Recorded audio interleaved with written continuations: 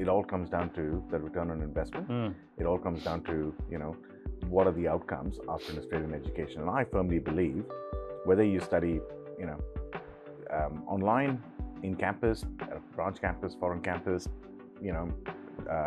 transnational 2+2, whatever the mode, an Australian education definitely sets you up for success, whether you stay in Australia, come back to your home country, or go anywhere else in the world. People still don't really understand, and it sort of came clear, is there's obviously a lot of misinformation about the caps and the policy changes. Yeah. A lot of people obviously are taking them quite negatively, aren't they? Firstly, Australia remains an open, welcoming destination for international students. This access between Australia and India for students is unique. Australia doesn't have this preferential treatment with any other country except India. Gurpreet, Regional Director for the University of Newcastle, based right here in Mumbai, India. Thank you, Vik. It's great to see you as well. So, Vik, obviously, look, we've had numerous, engagements, but, you sort of being the trade commissioner for Austrade as well, I think has been over the last couple of years and flying that flag religiously for Australia. So it's a great privilege to have you and sort of do this podcast with you as well. So, Vik, it's great. I think we finally wrapped up that session. So, I think it was one of the things that was really interesting is I think people still don't really understand, and it sort of came clear, is there's obviously a lot of misinformation about the caps and the policy changes. Yeah. A lot of people obviously are taking them quite negatively, aren't they? No, but I think, what are your thoughts on that? And I think, Gurpreet, thanks very much, because I appreciate that you kind of reinforce that message that it's not a ceiling, and what I wanted to kind of make really clear is, firstly, Australia remains an open, welcoming destination for international students. India alone, we've got about 1 million people of Indian origin that live in India. Indian students add to the fabric of, Australian society, and they're very, very welcome. The caps are really, they're not, as you say, hard caps. They're designed to kind of offer three things. The first thing is a quality experience. You and I both are international education products. I did my postgraduate degree in Australia. I had a quality experience. It's what's got me here today, back in India, posted as a diplomat. It's integrity. Yeah. We have one of the best systems in the world, whether it is our school curriculum, whether it is our TAFE, vocational education system, or whether it's our tertiary university system. It is the envy of the world, and I mentioned this to the group as well. For a country with, about 43 universities in earnest, we pretty well represented in rankings. We always say that Australia does punch above its weight when it comes to these rankings. 9 of our universities in the top 100. So we need to make sure we maintain that integrity. But more importantly, it's about sustainability as well. We want to grow. We want to make sure that we are getting more and more students to choose Australia as a preferred destination to study in and study with Australia. Yeah. But we need to be sustainable. Yeah. No, I think that's what's important in all of this, and I think that's the message that hasn't really gone out.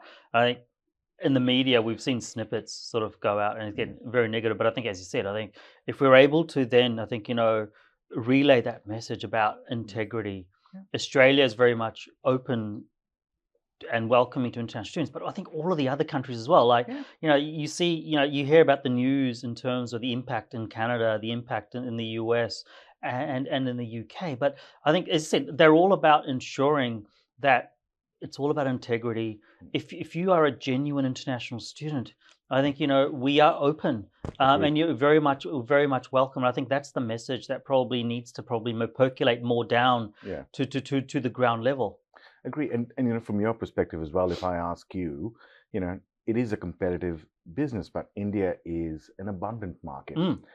There's a number of destinations that we speak about that come and, are essentially trying to entice Indian students to go overseas. Excellent. Indian students have choice, but it is an abundant market. There are more, I think there's a stat that goes about, there's more Indian students that turn 18 years, turn 18 each month or each year than there are in the entire education system in Australia. Yeah. There's a stat of that. Yeah. So it's fantastic. It's an abundant market. But from your perspective as an institution, if you see holistic numbers, the cap or the soft cap that we have is probably one of the largest years we've had in terms of student recruitment. So we're essentially doing the best we've ever done year in, year out.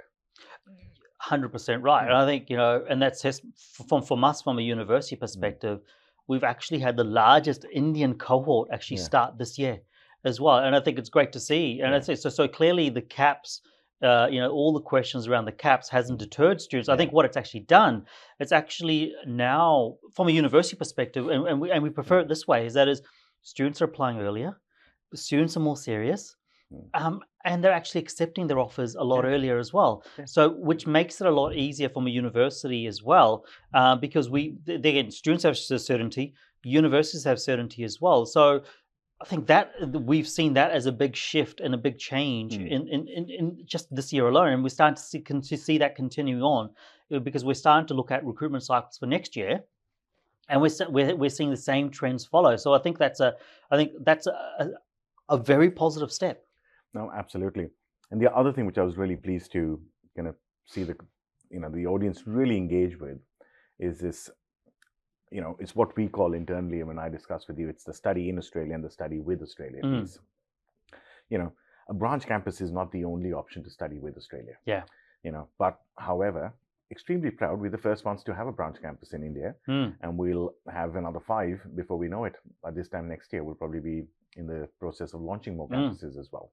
So really good opportunity for Indian students to actually study in an actual campus here. Yeah. Transnational education partnerships, you and I discussed this a lot. You've got some fantastic partnerships that are on offer, and that sort of opportunity that's available to Indian students wasn't available 5, 10, 15 years ago. Yeah. So you need to consider, when you look at transnational study with, it's the whole gamut. The school curriculum that I spoke about, this is the first curriculum. We've got multiple curriculums in Australia. Western Australian curriculum is now being trialed by a number of schools in Bangalore and in other parts of India. It's only a matter of time when that becomes the norm as well. What is interesting is this concept that we need to try and kind of reinforce, that an Australian education is an Australian education. Whether you do 2 years of that in India and then the rest in Australia, or 2 years in India, the rest in Dubai, in an Australian campus, or whether you do the whole thing in Australia, the whole thing in India, we maintain the same standards across the board. And I think we have to collectively make sure that it's not a distress sale. I didn't get a visa, hence I'll go and study here. That's not the option. Yeah. It's a preferred route. Yeah. No, you're absolutely right. And I think one of the things that I think these policy changes, for a better word, I think it's allowed universities to think outside the box and innovate a bit more as well. And I think traditionally universities as a whole have always just thought about recruiting students from India or from overseas and bringing them to home campuses. And I think in the case of India with the NEP and with IBCs, I think it's, but even just park that aside in terms of IBCs, I think we as institutions now are actively looking at different modes of collaborations, and I think that's never happened. Exactly. As well. And so I think universities are now actively looking at how do we engage beyond just the traditional student recruitment forum, but looking at providing students the choice. And if we've talked about choice actually in that forum that we just did, is there is more choice now available to Indian students and international students as a whole in other destinations than there's ever been as well. And I think, and one of the best things, of course, and we'll talk from an Australian perspective as well, is we have to maintain the same standards, if not better.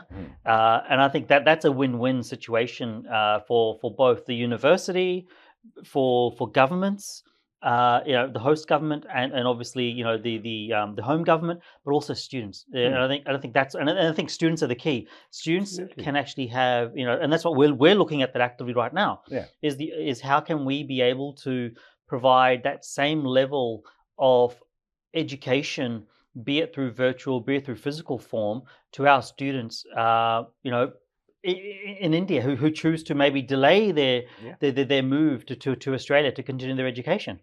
No, absolutely. I mean, it is, and you're right. It is. It all comes down to the return on investment. It all comes down to what are the outcomes after an Australian education. And I firmly believe whether you study, online, in campus, at a branch campus, foreign campus, you know, transnational 2+2, whatever the mode, an Australian education definitely sets you up for success, whether you stay in Australia, come back to your home country, or go anywhere else in the world. And we've got such fantastic examples of graduates that are, doing exceptionally well. I'm going to throw a plug in for the Study Australia website. Yes. We actively source, student stories, and I think we may have someone from the University of Newcastle on there as well. But it's Discover Your Brilliant Future Self. So it talks about how someone that studied in Australia or with Australia has then gone on to do some wonderful things back in their home country. And we continue to build on that database as well. Yeah, no, look, I'm going to plug in. So one of our most recent Bachelor of Nursing graduates, Anna Grover, so Radhana Grover, she came from a very humble background, single parent. So one of the things that she wanted to do was their dream was to go to Australia. And now she obviously came in with she was determined mindset, completed her Bachelor of Nursing, won and was awarded the New South Wales International Student of the Year as well. Wow. Now is actually working full time in one of our public health systems as well. And I think that's the ultimate success story that you can see. Someone who believed, who dreamed, and is now living it in reality, but also getting recognized for it as well. And I think that's something which we need to make sure that we talk about more, is the fact the scholarships that Australian students, that Australian universities offer, and the number of times that I'm at an education fair, and I guess asked by students, what about scholarships? Like, go speak to the university. And you've got some fantastic scholarships coming up as well. We won't break the news here. We'll save it for the media release. But, you guys do some fantastic scholarships. All our universities offer these scholarships. Yeah. And, I always tell the Indian parents and students, you are guaranteed to get a scholarship if you ask the right questions, and you're deserving and meritorious of that particular scholarship. Universities giving away 5 full scholarships a year, for example. It's amazing. So we just need to make sure that message goes out as well, because, it is a quality student market, and they, as you said, they contribute to the society so much when they go and study in Australia. No, and I think one thing that's just sort of going through my mind at the in terms of contribution as well is, and I think obviously the UK and India have just finalised their free trade agreement, and it's interesting to see, from what and I was reading in the media I think yesterday about the differences between what students get in Australia under this free trade agreement and what students will obviously get from Australia. And I think I know that the Indian government pushed very hard to make sure that young Indians and students in particular have the opportunity to be able to actually, or facilitate them to be able to actually contribute, in these countries. But I think, one of the things, obviously, look, we've had policy changes happening in Australia, but it's great to see that Indian students are still going to get additional incentives and benefits from coming to Australia. And you know what, we're in the midst of finalizing what's called SECA for us as well. So we have the AI ECTA, which is the interim free trade agreement, and there's some wonderful mobility options in there, and then we're finalizing SECA. But you're absolutely right. This access between Australia and India for students is unique. Australia doesn't have this preferential treatment with any other country except India. An Indian student could potentially, depending on what they're studying, they will get additional post-study work rights. If they're doing a STEM in a particular university in, say, one of our smaller cities or a regional town, you actually end up getting about 6 years of post-study work rights. It's huge. That's amazing. And that benefit of, Indian students get additional post-study work rights compared to anyone else in the world is a unique proposition. Hopefully it gets better with the SECA as well. Yeah, well, I'm hoping. I think the students already have it really, have a really good, incentive already to come. But I think, when we've talked about ROI, that's a huge one as well. Thinking about Australia, the fees are affordable. When you think about it from a ranking perspective, there's so many universities in the top 200, top 250 anyway from Australia. And then you've got, in terms of the scholarships coming in, the post-study work rights, but also the ability for students to actually work part-time as well. And I think that's what it is. They talk about America being the land of opportunities, but I think Australia is equally, if not better, when it comes to that, because it is actually actively encouraging students to come, contribute, study, and then look to actually, especially from a high skilled workforce and the needs from Australia. I think India is going to be very high on that list in terms of people that are going to be very much sought after. 100%. In fact, we have a program that we are administering, which is called the Australia India Future Skills Initiative. India's got the ambition to be the skilling capital of the world. We are seeing how Australia can be that natural partner for Australia in skilling. And skilling sits across everything from vocational education right through to executive training. So we'll see a lot more synergy in that. But, absolutely, the skills in demand, again, it's all about transparency. And we've been telling the audience about transparency. We have a clear list of skills in demand. Yeah. You can go see them on the website. In fact, we're developing some videos, Gurpreet, that are going to be on the Study Australia website and circulated through our social channels as well, about students from all parts of the world that have actually had success in Australia because they've studied a skill that was in demand. Yeah. No, it's fantastic. But I think, and you talk about transparency. Now, that's what I love about it, is the ability for students to actually gain that information as well. Because I know there's there's an ongoing debate about the use of education consultants and all that kind of stuff as well. But I think the more information that we have, especially from a government perspective, the easier it's going to be for students to be able to get the information, straight from the government, and then be able to apply and then engage directly also with the institutions themselves. Yeah.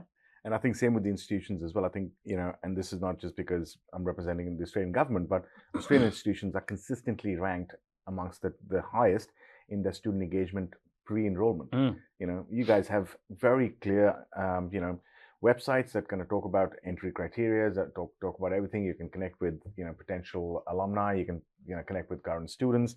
Everyone's offering something which is unique, and response times are amazing. So I think collectively we need to make sure we continue to do that. Yeah, no, and I think one of the things and again, I think we were sort of discussing this on the way here is obviously, and we sort of discussed this a bit in our session, is AI as well. And I think at the higher education summit that we just had yesterday in Sydney, is I think some of the VCs are talking about how we as universities in the sector need to embrace AI, that we shouldn't see this as a tool where students are using it for cheating, but they're actually acting smart. They're actually and we talk about it all the time during our work, is act smart, and that's exactly what the students are doing. That they're just smart. It's just a smart way of utilizing technology. Absolutely, I don't think AI is going to be this kind of evil force that gets rid of jobs. All we need to do is, those that can work well with AI will continue to do well. We just need to embrace the technology, as you say, and have it work for us. Yeah, it's a tool that will hopefully give you more time, make you more productive. But yeah, absolutely, it's going to be very interesting to see what happens in the next couple of years. We must plug the IC3 conference as well. I think it was. Someone had a hashtag yesterday. It's the IC3 vibe or something like that, or the vibe is different at IC3 or something like that. I definitely agree. We didn't plan to coordinate, but of course it's just the vibe, Yeah, exactly. That is the pink vibe coming here. Absolutely, on this rainy Mumbai morning, it's been a wonderful session. So I'm really thankful to the IC3 folk, and I only see this growing bigger and bigger every year. Yeah, absolutely. I said, I think one of the things that this is my fourth or fifth now IC3 conference, and I think, I first looked at IC3 and I started engaging IC3. I think it was just before COVID, into 2018, when I just actually started at the University of Newcastle, and I think back seeing what it is from their first conference, and I think it was 2018 or 19, to what it is now, I'm blown away about at the sheer growth, but also the impact that it's had. When I'm talking about, especially the mission of the very simple mission, a career counselor in every school. And I'm seeing it, because I'm seeing that, at my children's school here in Mumbai, they're actually talking about IC3. The counselor there has actually gone to the IC3 Institute and trained as well. So it's actually, I sort of see it from the backgrounds, but I also now see it, from a parent's angle as well. So it's just phenomenal to see the growth of IC3 and what it's been able to achieve over this time. But not just in India, but globally now Yeah. as well. It's just amazing to see it grow in Africa, in the Caribbean, in Southeast Asia as well. So, and you can see, obviously, each year the conference gets bigger and bigger. Absolutely. Actually, we should, Ganesh, send us to the Caribbean. I think that's something we need to do. Yeah? We need to do a podcast in the Caribbean somewhere. Maldives. Let's do Maldives, actually. Done. Right. Fantastic. Thank you so much. It was good to